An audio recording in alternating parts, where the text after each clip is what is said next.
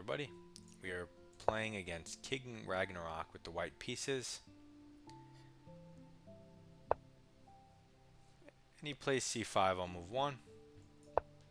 We're going to take this opportunity to push past the pawn and gain space. Okay, so he chooses to go e5. This is the check Benoni. And it's a very close position, so let's go e4. He's going to go d6, and now we have this pawn chain where we have more space. The thing is, we don't want to play c4, which is a very natural looking move. We want to reserve that square for our knight. So he develops a knight and attacks. We're going to develop a knight and defend.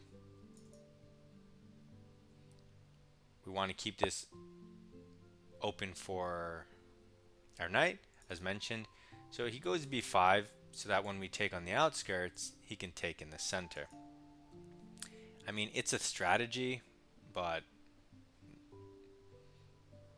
we don't have to take with our knight. What if we take with our bishop? Is he going to go a6 in like a Benko Gambit style?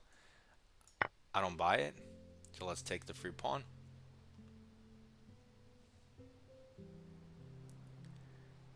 And everything's defended. Okay, so he tries to trade bishops, but at the cost of a pawn. This can't be good, right? Now you could trade. His knight has to go to a weird square. Queen e2 hits it again. But we can go queen e2 first, I feel like.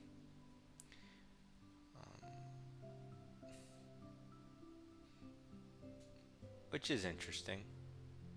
If he takes, we can take either way.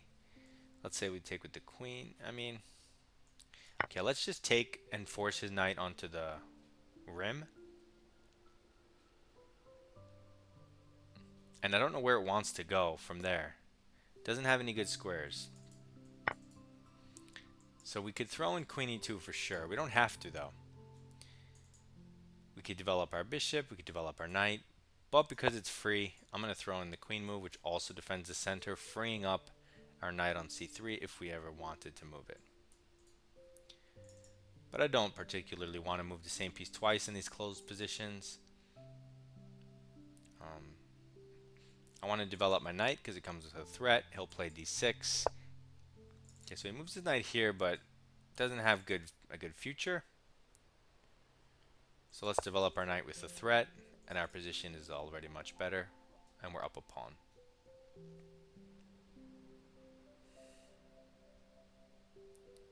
And now when we get a knight on c4, he doesn't even have a b pawn to ever kick. So these are all outposts.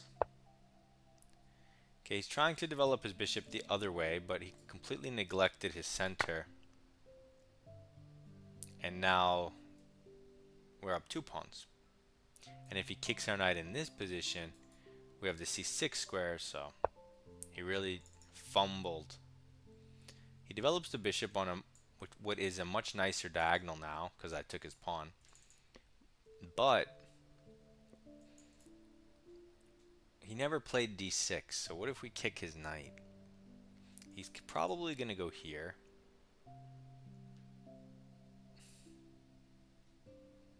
Yeah, we don't need that. We don't want to help his knight. Plus, his bishop's going to be strong if we mess around. Could play something like f4, but I don't really want to.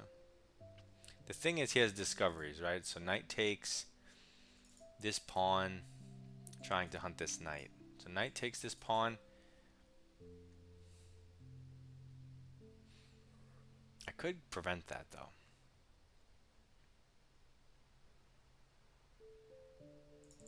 I could just move my knight back. I mean, I could move it to where I wanted it to, and then he can jump in here. So that makes sense. So let's just do that. I think the easiest is just to get it out of the way of the discovery. I was looking for fancy stuff, but I wanted to put my knight here anyway. The point is that it forever pressures the backwards d6 pawn, but he never even played d6. We're already up 2 pawns, so we don't need that. We could still put a knight here, which is very restrictive. Support it with some more pawns. I would like to get castled at some point, so let's develop our bishop. Maybe we'll castle long, but then he has an open b file, so maybe not. Okay, he attacks this pawn, but it's not actually hanging, so let's castle.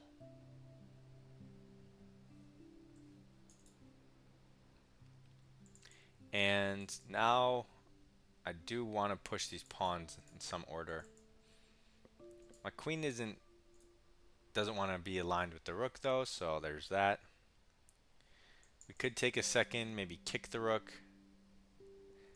If he goes here, it's a bit odd. Maybe then we can hit the queen and then hit the rook. He takes the knight. You take the rook. If he moves the rook, you take the knight. That might work. Okay, so he attacks our bishop, which would unpin his knight. If we give it up and push, and he goes back, we can just go f4. So I'm going to take his knight. I'm going to leave him with the only dark square bishop on a good diagonal. So it may seem a bit weird, but I have every intention of creating a strong pawn center as such.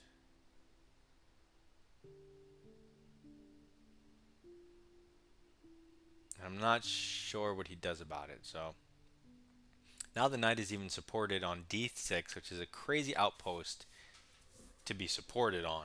You know, if he just leaves the knight there, you can't really play the game like that.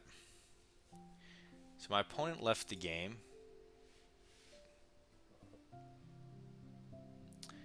I mean, technically the bishop's not hanging because my queen is pinned, because the pawn is pinned, right? d6 there. Knight takes. Queen takes. Boom, boom, boom. No, it's bad for him.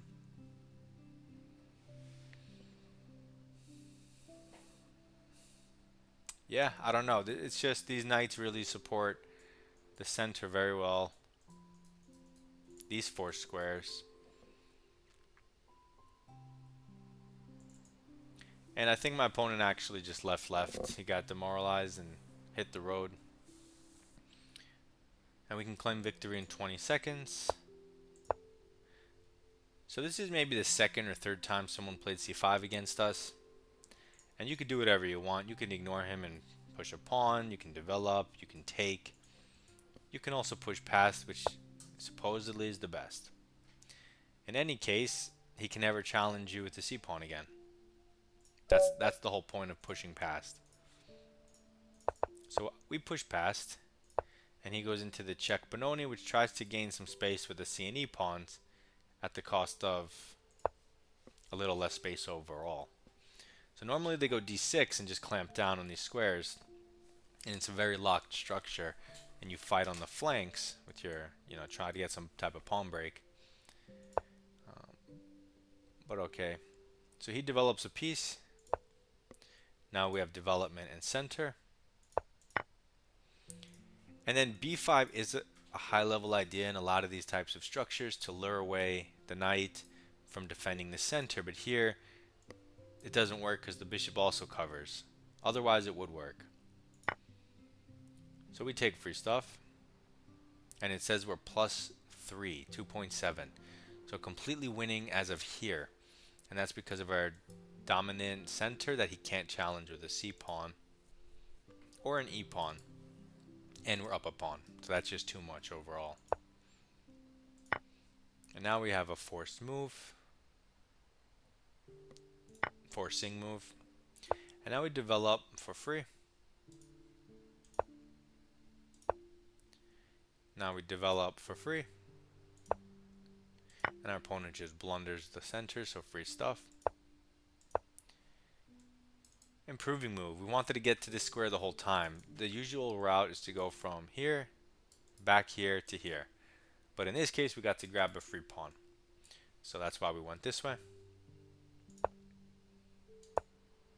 Improve a piece and center.